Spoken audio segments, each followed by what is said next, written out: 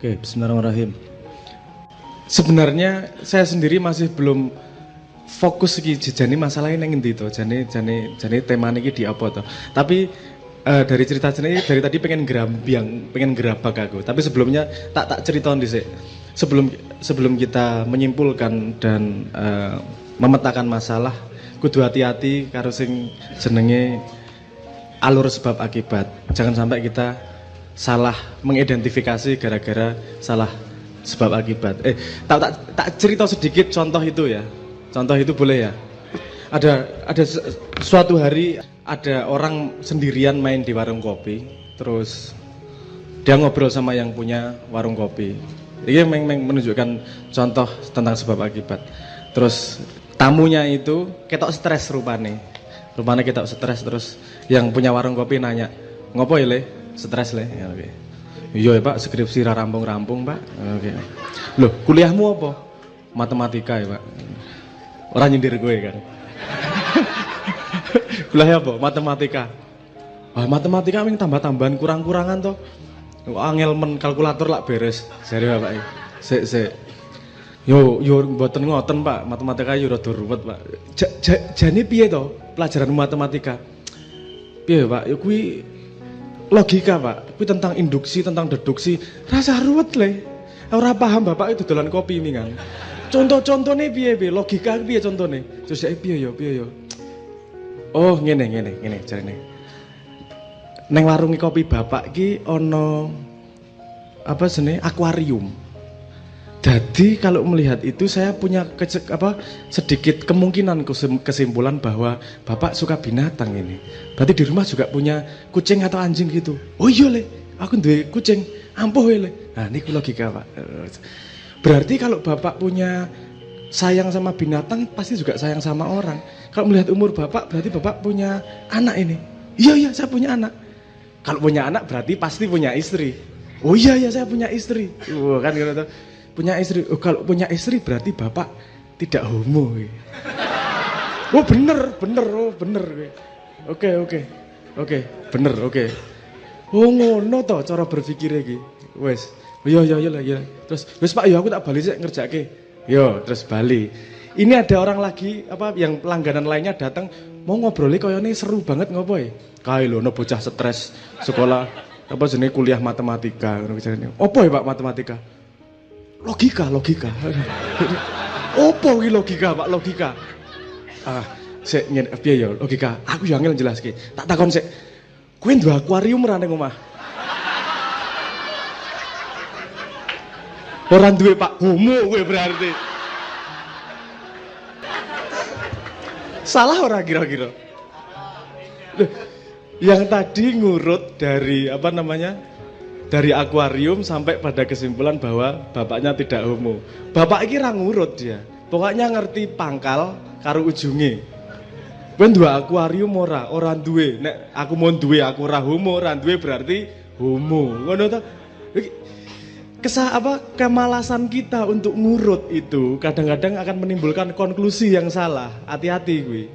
Kadang-kadang tidak ada dua fakta itu bukan sebab akibat. Kadang-kadang dua fakta itu sama-sama akibat dari sebuah sebab yang tidak kita bayangkan sebelumnya. Kadang-kadang gitu. Tadi nek memetakan iki dhewe kudu hati-hati. Nek misalnya ngene. Nek kodok wis mulai ngorek-ngorek kayak berarti arep musim udan.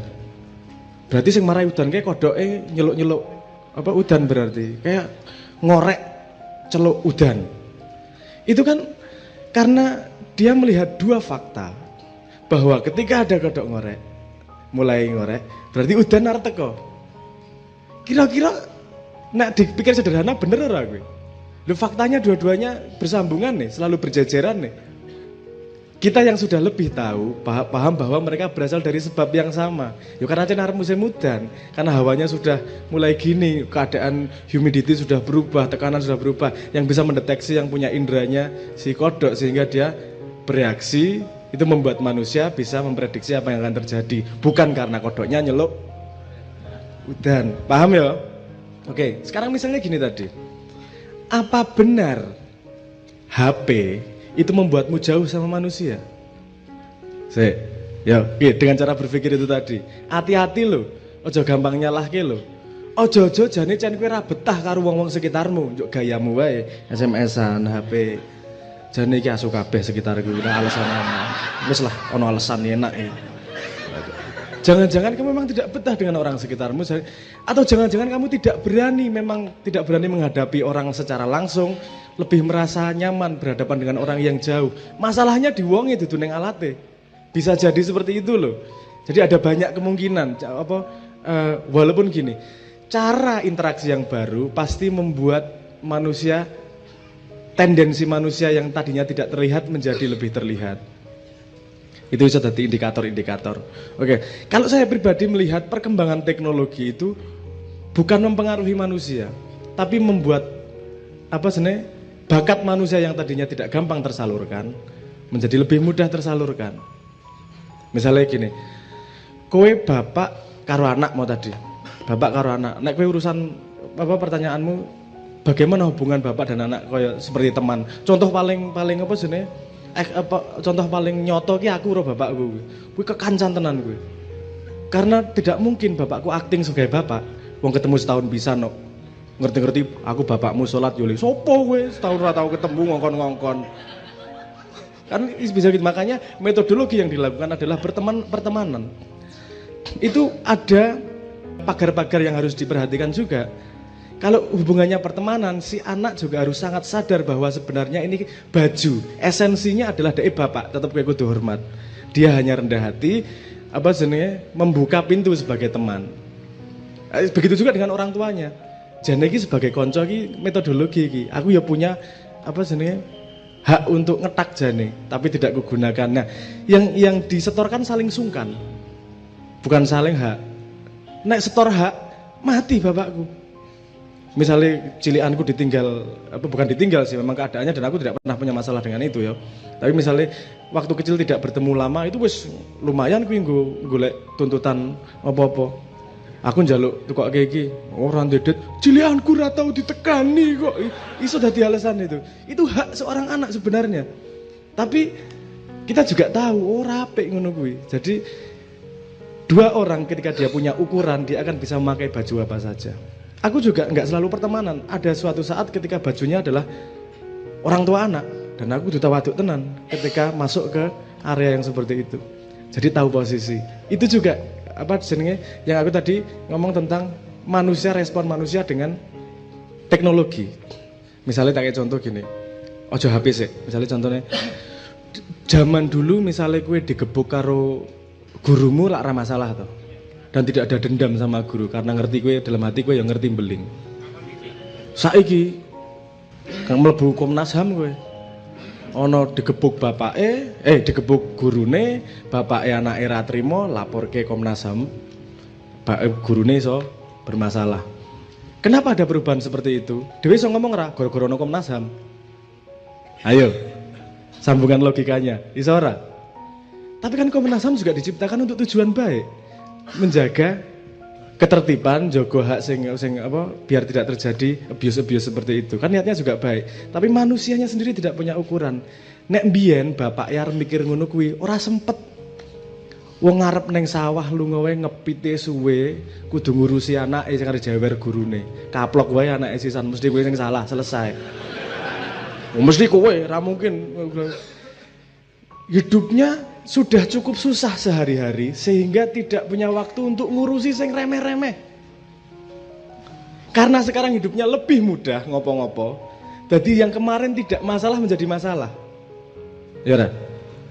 Misalnya gini, ada LGBT, homo, lesbi, nak jarine iki gender iki ono akeh banget.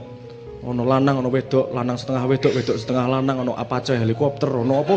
Gue kira percaya, gue delokno nang internet akeh banget gue sing jenisnya. Aku ngasih ngeluh gue ora akeh banget jenis gender itu. Menurutmu ket biyen ono ora gue? Loh, neng real ki ket biyen yo ono lho. Arep bangsane gemblak, arep bangsa di Sulawesi aja secara tradisional di sebuah daerah yang diakui masyarakat gendernya ada 5, orang yang loro. Tapi nggak masalah kan biyen? Karena wong nglakoni ono sesuatu hal yang lebih penting untuk hidupnya. Jadi ora sempet nguker-nguker sing cilik-cilik kuwi. Saiki dadi masalah besar karena butuh gawean menungso iki, butuh ono sing dipermasalahke. Nah, ketidakmampuan manusia menata mana yang penting, mana yang tidak, itu kadang-kadang sing iso dadekke kuwi masalah. Biyen gini, misalnya kuwi nesu karo pacarmu. Kae apa jenenge? Aku ketok mau bar mlaku karo lanangan liya kae. Ngerti aku kae apa boncengan bareng. Saiki langsung WA. Kowe nek ngono carane aku tak golek bojo liya. Langsung. Yang terjadi kemudian adalah konflik, langsung toh. Nek mbiyen ada waktu panjang karena kowe langsung SMS, karena ada waktu yang cukup panjang, dia ada kemungkinan klarifikasi, kemungkinan cari tahu yang sebenarnya laki-laki itu ternyata sepupunya. Yang sebenarnya juga naksir ternyata. Loh, mau ruwet mana? Orang misalnya ternyata sepupunya. Orang masalah ternyata. Ada waktu yang rentang lebih panjang untuk dia. Jadi dia menahan dirinya karena keadaan. Bukan karena keinginan dia untuk menahan diri, main anyep. Saiki keadaan sudah memungkinkan dia untuk tidak menahan diri. Satu-satunya cara menahan diri adalah dhewe gelem apa ora. Nah, karena jarak rentang antara action dan niat wis sangat dekat. Kowe apa jenenge ana longsor neng ngendi? Neng daerah A ngono, ana longsor. Kowe nge-tweet semoga semua yang mendapatkan musibah selalu ditabahkan oleh Allah. Wis selesai, kowe wisan. Wis merasa aku sudah melakukan sumbangsih. Aku wis simpati dan menurut teman-temanku ngerti kabeh nek aku soleh.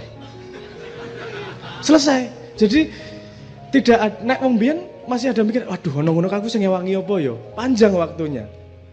Jadi ada akar di sini, akar yang sebelum ada teknologi dan apapun, kita rentangnya sangat pendek karena teknologi, rentangnya sangat pendek antara apa yang kita pikirkan, apa yang kita maui dan melakukan. Karena rentangnya sangat pendek, kita tidak punya waktu lagi untuk melihat ke dalam. Nah, saya melihat semua fenomena yang ada di masyarakat sekarang ini wajar dalam tanda petik ya. Wajar dalam tanda petik. Karena hubungannya gini, ada komoditi, ada komunikasi, ada community. Setiap ada perubahan komunikasi pasti akan merubah community sehingga komoditi yang berharga juga berubah. Komoditi berubah, yang berharga berubah, merubah cara komunikasi itu juga lagi merubah community. Paham ya? Nah, ini teknologi merubah salah satu komponen ini sehingga terjadi goyah dalam masyarakat untuk menemukan equilibrium yang baru. Equilibrium ini keseimbangan yang baru. Mereka menemukan cara bagaimana interaksi yang baru. Di situ setiap society pasti punya hipotesanya. Paham maksud saya punya hipotesanya? Jadi misalnya gini, Indonesia itu, Jakarta itu disebut sebagai ibu kota Twitter. Karena walaupun pengguna internet di Indonesia hanya 30%, 36 atau berapa persen itu, nggak banyak lah. Tapi Jakarta adalah salah satu kota di dunia yang paling aktif Twitternya. Jadi kita hipotesis Indonesia adalah bagaimana menggunakan itu langsung gue nyocot. Kalau katanya orang Twitter, saya pernah ngobrol, kalau di Eropa rata-rata orang menggunakan Twitter untuk adu gagasan. Kalau di Amerika orang menggunakan Twitter untuk, kebanyakan ya tidak 100% ya, kebanyakan menggunakan untuk mobilisasi, untuk saling mensinkronkan ide. Kalau di Indonesia untuk mengumumkan agenda sehari-hari. Aku orang ngomong di baik, di buruk ya.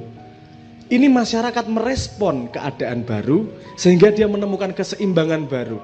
Yang kita potret sekarang adalah hipotesa masyarakat Indonesia menggunakan teknologi untuk menemukan keseimbangan yang baru. Pertanyaannya adalah, apakah Anda melihat keadaan Indonesia berinteraksi sekarang dengan teknologi yang baru menuju keseimbangan yang baik atau tidak? Kalau dia tidak baik, dia akan kalah dan punah dengan yang punya hipotesis yang lebih baik. Nah, ini kita analisis lebih lanjut. Untuk intronya saya itu dulu. Ingat-ingat tentang garis logika dan tentang sambungan manusia dan teknologinya. Itu dulu paling.